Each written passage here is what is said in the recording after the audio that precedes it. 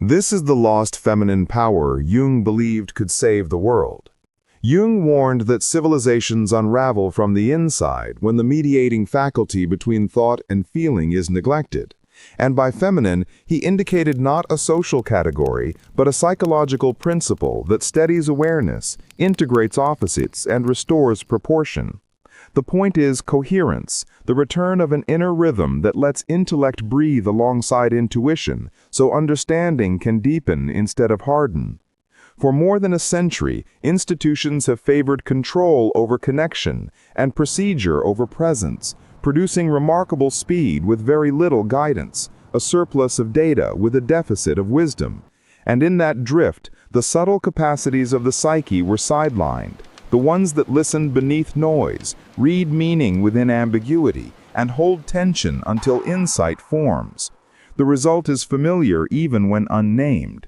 Restless achievement without direction, communication without communion, productivity that outruns purpose.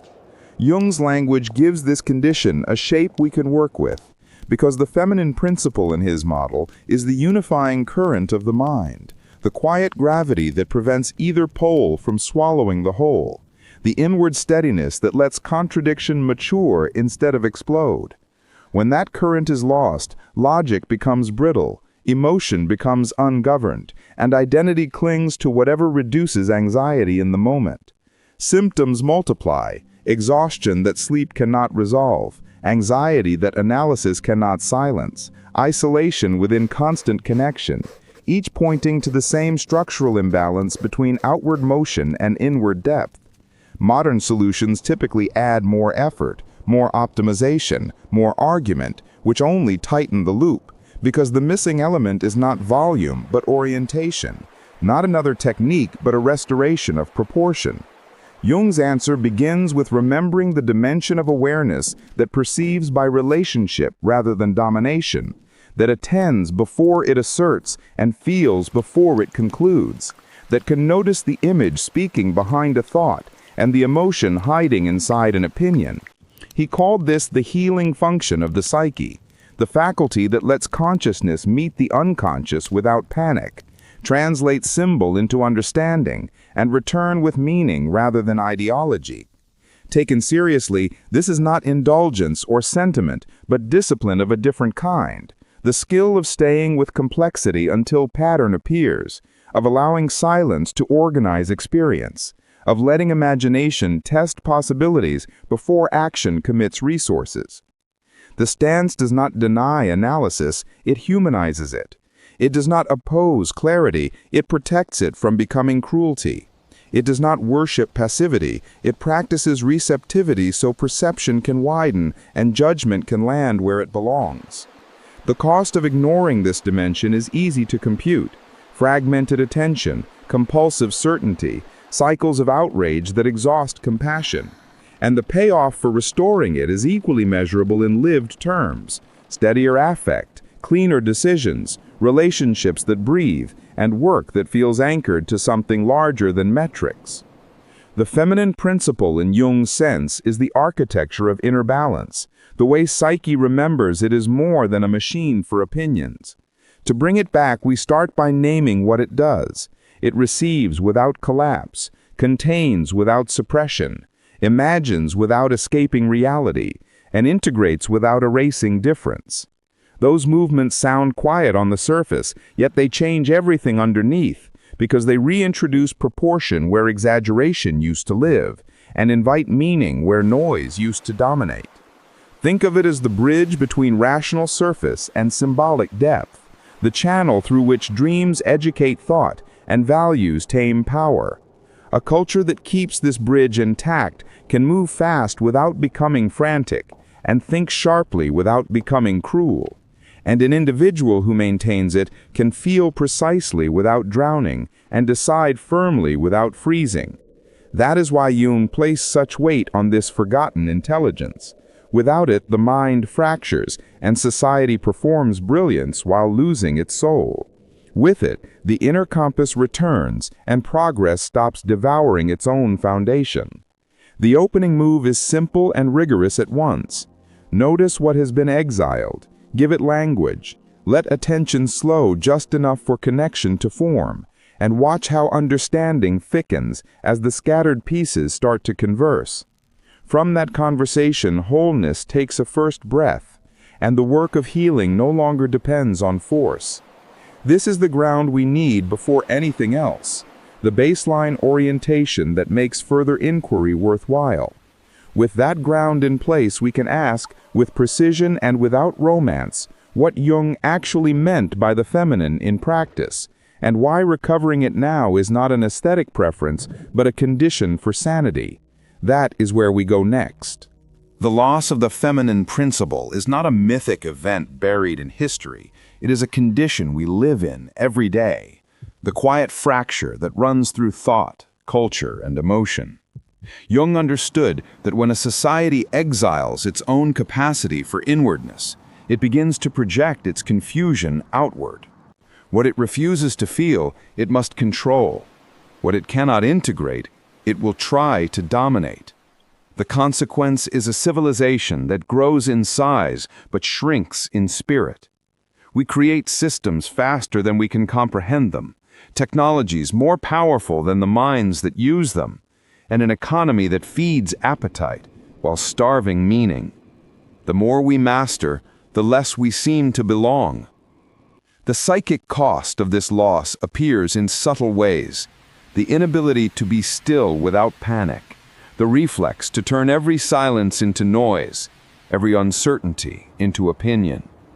Beneath it lies the fear of the unmeasured, the space where intuition speaks and truth is not yet labeled. Jung called this fear a symptom of disconnection from the self, the center that unites conscious and unconscious life. Without that center, people drift between extremes: reason without empathy, emotion without form, desire without direction. The result is a strange hollowness inside achievement, a fatigue that no success can resolve. In the collective dimension, the same pattern unfolds. Politics becomes theater, dialogue turns into conflict, and progress measures itself by speed rather than substance. The feminine in Jung's sense once served as the internal moderator of these impulses, the archetypal bridge that taught power how to listen. Its exile leaves institutions that cannot hear the human tone within their own voices. Efficiency becomes cruelty disguised as necessity, and communication multiplies while understanding vanishes. We become fluent in information and illiterate in meaning. To lose the feminine is to lose the imagination of relationship, the sense that life is not an object to be used, but a field to be entered. The world then appears as a problem to fix, rather than a mystery to understand. Every challenge becomes war. Every difference becomes threat. Jung warned that when the feminine is denied, the shadow of the masculine expands unchecked, producing ideologies that promise order but deliver emptiness. The more total the control, the deeper the fragmentation. History repeats the same pattern: revolutions that devour their own ideals, movements that burn out in their own righteousness, technologies that solve the wrong problems because they cannot see the human question underneath. Individually, the loss manifests as chronic striving, the need to prove existence through productivity. Rest feels like guilt. Stillness feels like death. We live haunted by the illusion that meaning can be earned, not received. The psyche, deprived of its receptive function, compensates by creating endless goals, each one collapsing into the next. What vanishes is not ambition, but orientation. Jung described the feminine as the axis of orientation within the soul, the capacity to move inward before acting outward, to allow experience to shape perspective. Without it, we mistake intensity for depth and attention for understanding. The cost extends beyond psychology into ecology, politics, and art. A world that no longer listens inwardly loses the ability to listen outwardly. The planet becomes resource, not relationship.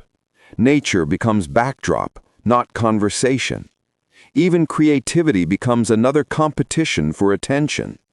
The feminine principle once reminded consciousness that creation is participation, not extraction, that insight grows in rhythm with reverence. Its disappearance leaves beauty without devotion, intelligence without humility. Yet Jung also believed that every repression carries the seed of its return. The psyche compensates for what consciousness rejects. In the fatigue of this century, in the quiet despair beneath constant motion, the forgotten intelligence begins to stir again. It appears in the collective hunger for authenticity, in the rediscovery of silence, in the subtle intuition that progress without wisdom is not progress. These are not trends, they are symptoms of recovery. The archetype remembers itself through us. Each act of attention, each moment of restraint, each willingness to listen without reacting, becomes part of the return. The loss has been immense, but it is not final. Jung would remind us that the unconscious never forgets. The feminine principle waits beneath the noise, unbroken, patient, certain of its necessity. When it rises again, it will not come as ideology or movement, but as a quality of presence, grounded, intelligent, compassionate, and fierce in its clarity. And when that happens, civilization may remember what it once knew, that consciousness, to endure, must remain in conversation with the depths that created it. The return of the feminine is not a spectacle. It does not arrive with banners, slogans, or declarations of victory. It appears quietly, through individuals who begin to listen again, who learn to inhabit stillness without fear. Jung described this emergence as the slow correction of the collective dream, the psyche remembering its own forgotten hath. It begins at the smallest level, in moments when awareness chooses depth over distraction, when a single person pauses long enough to feel instead of react. That pause is the seed of transformation. It breaks the pattern of compulsion and lets consciousness breathe again. The hidden return is happening everywhere and almost nowhere at once. It moves through art that values silence, through science that rediscovers wonder, through people who measure progress not by control but by coherence. It is not a movement you can join, because it has no leaders and no slogans. It is a turning of attention, a change in the axis of value. Jung would call it a recentering of the self, the psyche restoring balance between its visible and invisible halves. The feminine returns whenever a person learns to hold complexity without running, to meet contradiction without panic, to feel both sorrow and beauty in the same breath. You can sense this return in the exhaustion of noise, in the way more people seek authenticity over perfection, presence over productivity, meaning over performance. It is the fatigue of the collective ego that opens the door for the soul. What modern life calls burnout is often the body refusing to serve a story that no longer fits. When awareness can no longer tolerate fragmentation, the psyche begins to reorganize itself from within. The return of the feminine is not an escape from intellect, but its renewal, the moment reason remembers its source in imagination. The cost of this transformation is humility. To feel deeply means to be changed by what you perceive. It requires the courage to let go of certainty, to live without knowing long enough for insight to form. Jung believed that every true act of consciousness demands a descent, a willingness to face what was denied. That descent is happening now, collectively and personally. The feminine teaches us how to move through it, not by conquering shadow, but by integrating it, not by erasing pain, but by transforming it into awareness. The future Jung envisioned was not mechanical or ecstatic, it was integrated. A culture that has recovered its inner rhythm would no longer confuse stimulation with aliveness or domination with mastery.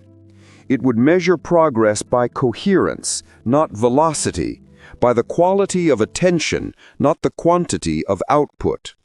The feminine principle, once restored, does not replace the masculine, it completes it. Together they form the dialogue that keeps civilization alive, structure and flow, reason and symbol, will and wisdom. That dialogue is not an abstraction, it is the sound of a human life that has remembered itself. The hidden return is the slowest revolution imaginable, and the only one that can last.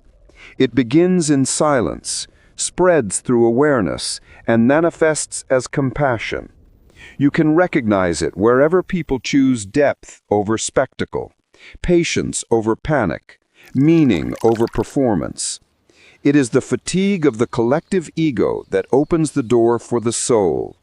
What modern life calls burnout is often the body refusing to serve a story that no longer fits. When awareness can no longer tolerate fragmentation, the psyche begins to reorganize itself from within. The return of the feminine is not an escape from intellect, but its renewal, the moment reason remembers its source in imagination. In that awakening, the feminine is no longer lost. It is the pulse beneath everything living, waiting for us to move in rhythm with it once more. Integration is the art of returning. It begins quietly, when awareness stops dividing experience into what should be and what is. Jung wrote that maturity is not a climb toward perfection, but a reconciliation with complexity. The work is subtle. To let intellect remember its source in emotion, to let emotion learn the discipline of thought. When those movements recognize each other, a third thing appears: clarity with compassion. In this state, opposites are not enemies, they become instruments of balance. Certainty softens into curiosity. Power learns proportion. Every tension that once produced conflict becomes a bridge. Jung called this the field of the self, the point where fragments organize around an unseen center. The psyche begins to move as one organism instead of a collection of impulses. It breathes differently, as if the air itself carries understanding. The culture that grows from such individuals changes texture. Ambition still exists, but it serves coherence. Knowledge expands, yet humility keeps it grounded. Decisions slow down just enough for wisdom to enter. Progress regains direction because it remembers purpose. Integration is not retreat from the world. It is participation with awareness intact. When inner order stabilizes, outer systems reflect it. Law becomes guidance instead of control. Education becomes awakening instead of training, and creativity becomes dialogue rather than performance. None of this happens through ideals. It unfolds through practice, listening before speaking, observing without rushing to interpret, acting without severing connection. The feminine aspect provides the capacity to receive reality without panic. The masculine gives form to that perception. Their cooperation produces discernment, a quality of mind that neither submits nor dominates. From that discernment grows responsibility, the ability to respond rather than react. Integration also restores intimacy with the living world. Once the psyche regains its rhythm, the environment stops feeling foreign. Trees, cities, storms, and silence all speak in the same symbolic language. Jung called this correspondence, synchronicity, the recognition that meaning does not reside only in thought, but also in pattern. To live inside that pattern is to experience guidance without control. Coincidence turns into communication. Daily life begins to mirror the interior landscape. The integrated person no longer seeks transcendence as escape. They engage the ordinary until it reveals the extraordinary hiding inside it. Work becomes meditation. Relationship becomes mirror. Solitude becomes dialogue. The psyche no longer wastes energy resisting itself, so awareness deepens without effort. This is not enlightenment, but coherence, the quiet alignment between intention and being. From there, compassion arises naturally, not as virtue, but as perception. To see clearly is to care. Civilization stands at the same threshold. Its survival depends less on invention than on remembering the pattern that created thought in the first place. If intellect can listen again, if imagination can stay grounded, if will can rediscover empathy, a different kind of intelligence appears, one measured not by speed, but by wholeness. Jung might say that the self is trying to incarnate through the collective, urging humanity to become conscious of its own mind. Integration is the bridge across that attempt. It asks for endurance, for sincerity, for the humility to live without final answers. Yet in that humility, a strength appears, the steadiness that comes from alignment rather than control. When this strength spreads, conflict loses glamour and understanding becomes contagious.